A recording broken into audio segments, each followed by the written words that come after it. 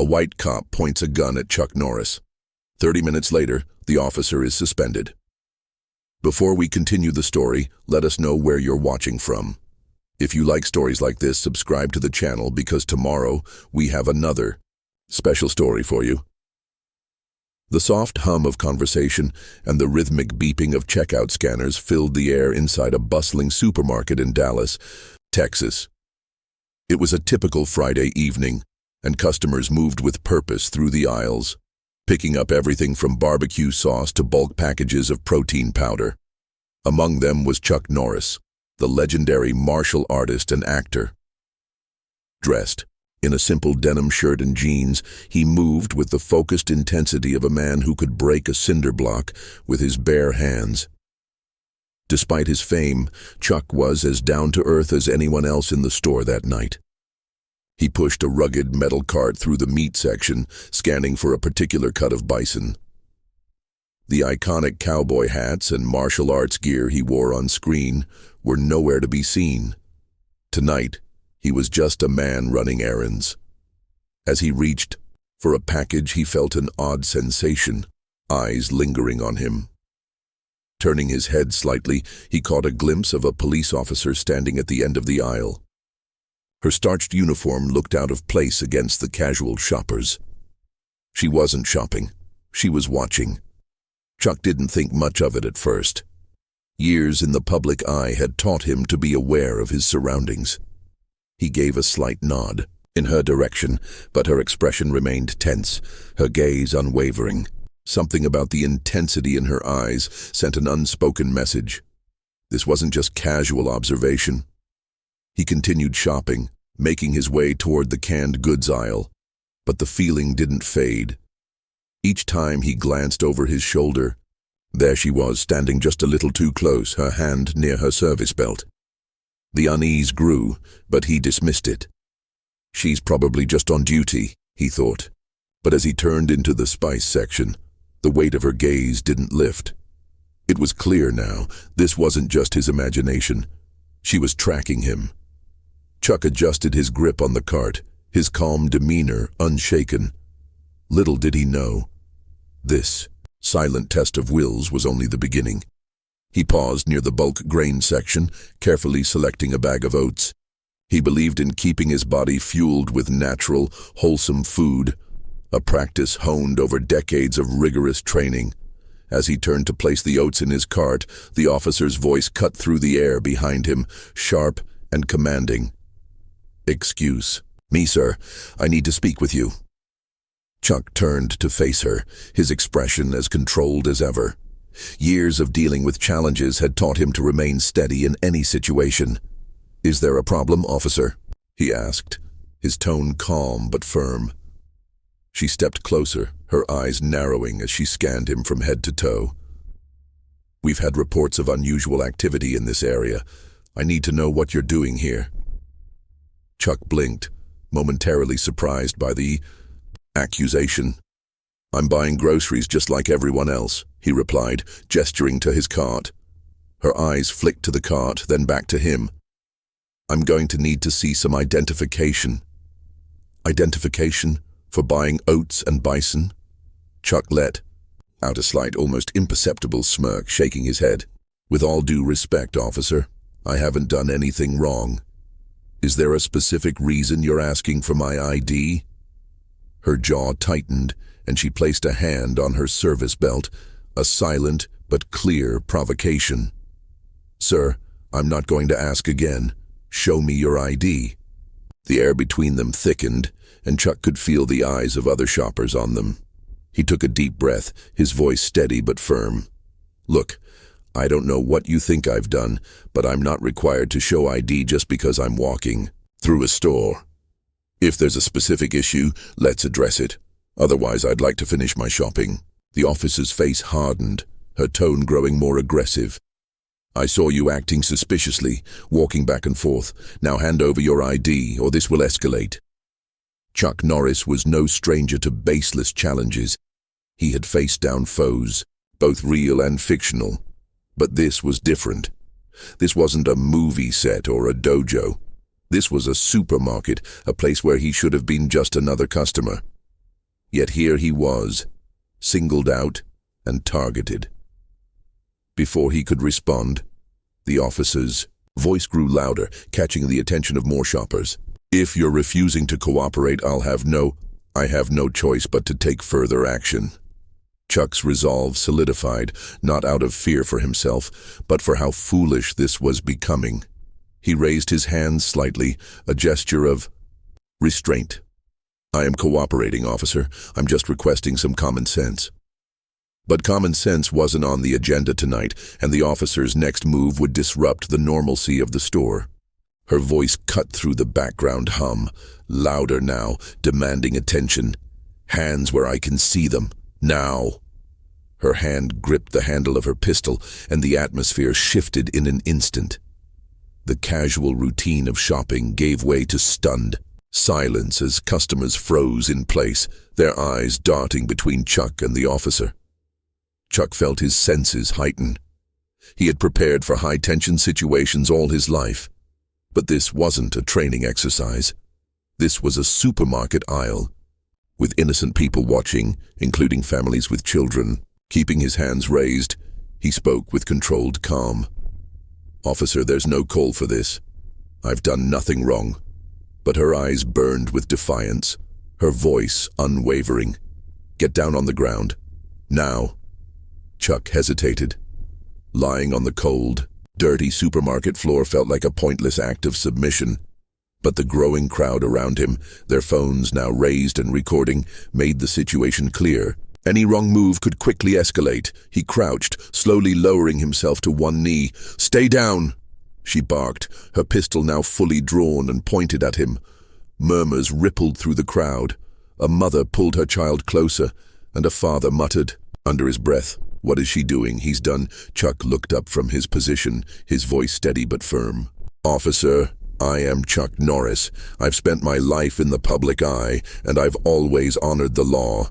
This, whatever this is a misuse of authority." Her lips tightened, a flicker of doubt crossing her face, but she quickly doubled down. "Don't move. You don't get to decide what's right or wrong here." The crowd began murmuring louder, fueled by Chuck's assertion. A man stepped forward, phone in hand. "Lady, you're way out of line. He hasn't done anything. Put the gun away." The officer glared at the man. "Step back. This is none of your business." But the crowd wasn't backing down. More voices joined in, demanding answers. "What's he done? Why are you drawing a gun on him?" another woman shouted. Chuck glanced at the crowd, a flicker of gratitude in his eyes, but his focus remained on the officer. He knew this moment could go one way or the other. Keeping his voice measured, he spoke as if they were alone. "You're making a mistake. Please reassess the situation." But the officer wasn't listening. The situation had spiraled out of her control, and the next moments would define how it all played out. As the tension in the store reached its peak, a loud voice cut through the chaos. "What in tarnation is going on here?" The store manager, ADO, stout man with a name tag reading Bob, rushed onto the scene, followed closely by a security guard. The guard, a young man named Cody looked stunned as he took in the scene. The drawn pistol, Chuck on the floor, and the crowd with their phones raised. Bob stepped forward, his voice booming and urgent. "Officer, what is the problem here?" "This is Chuck Norris. He's a customer in my store." The officer's grip on her pistol tightened, but her confidence wavered under the weight of the crowd's growing outrage. "I had reports of suspicious activity.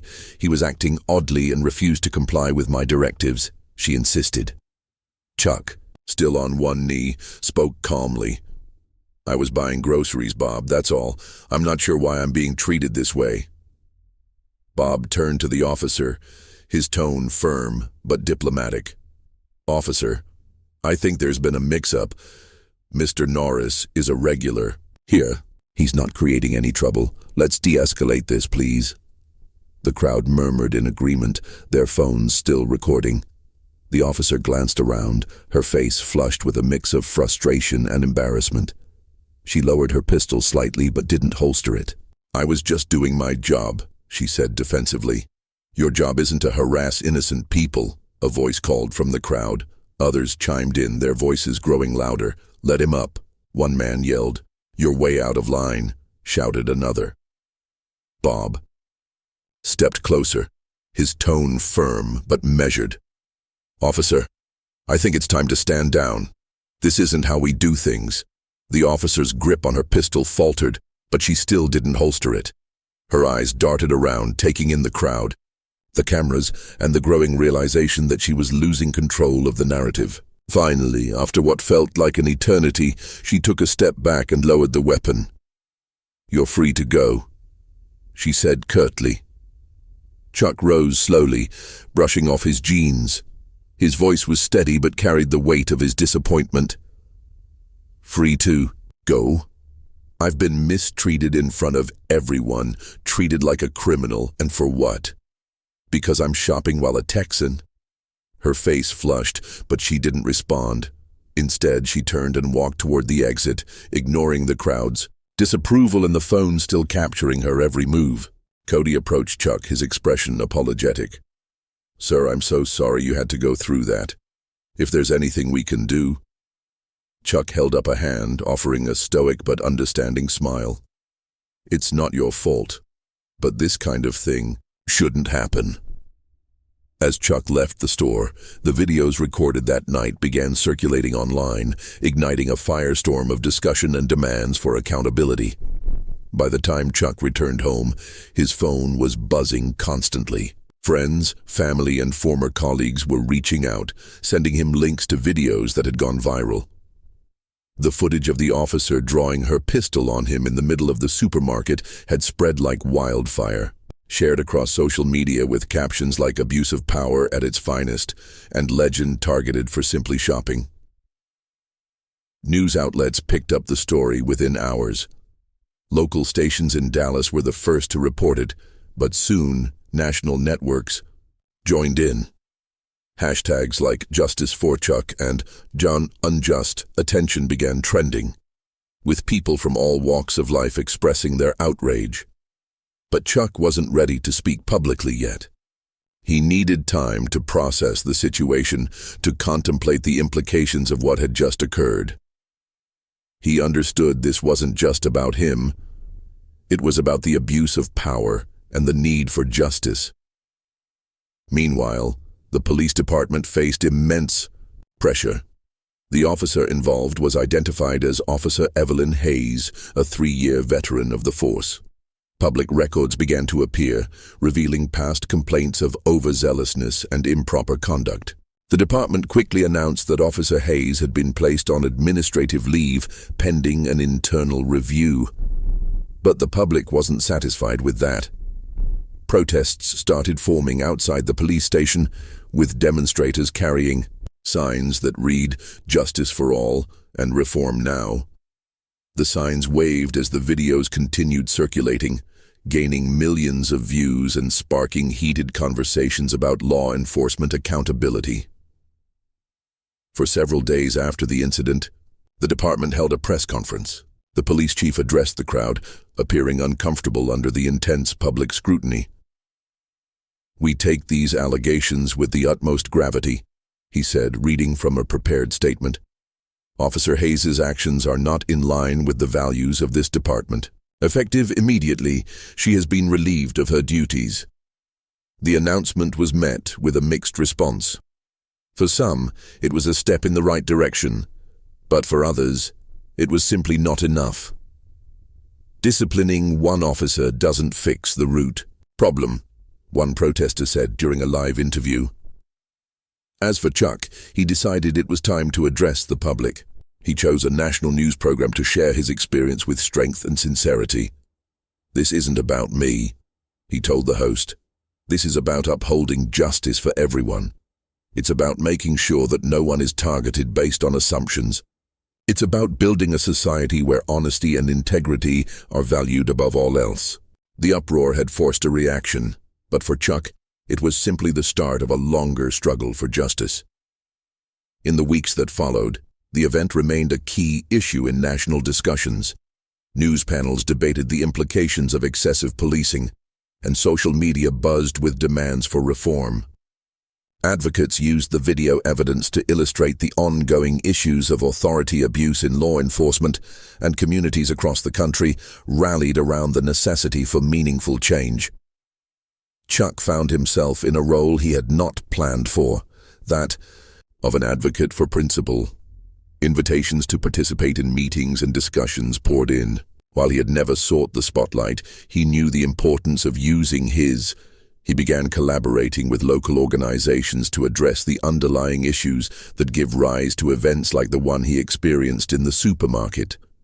His story became a stark reminder that progress doesn't come from inaction. It comes from holding individuals accountable, facing uncomfortable truths, and standing together against wrongdoing. For Chuck, the events in the supermarket were not just a negative experience. They became a reason to act. On a sunny Saturday, he stood before a crowd of hundreds who had gathered at a community event. Families, veterans, advocates, and everyday people filled the park, holding signs and cheering as he approached the microphone. "Let me be clear," he stated, his voice resolute. "What occurred to me is not isolated. It is evidence of something much larger. But together, we can change this. We can build a world where no one is targeted for who they are. We can do that by upholding principles." The crowd erupted into applause, but Chuck's expression remained serious. This is not just about identifying bad actors. It's about fixing the systems that allow abuse.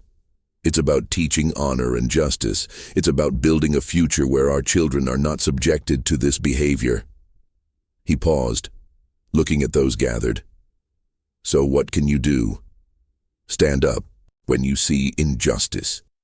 Support organizations dedicated to defending equality. And most importantly, treat each other with the integrity we all deserve. As the gathering ended, Chuck walked away with a renewed sense of purpose, knowing that the hardship he had faced had sparked something important. He knew the journey ahead would be difficult, but he was ready to continue. The fight was no longer just for himself, but for everyone who believed in fairness. The incident in the supermarket became more than just a viral video. It became a call to action for real change and reform. And for Chuck, it was a reminder that even in the face of adversity, standing up for what is right is always worthwhile.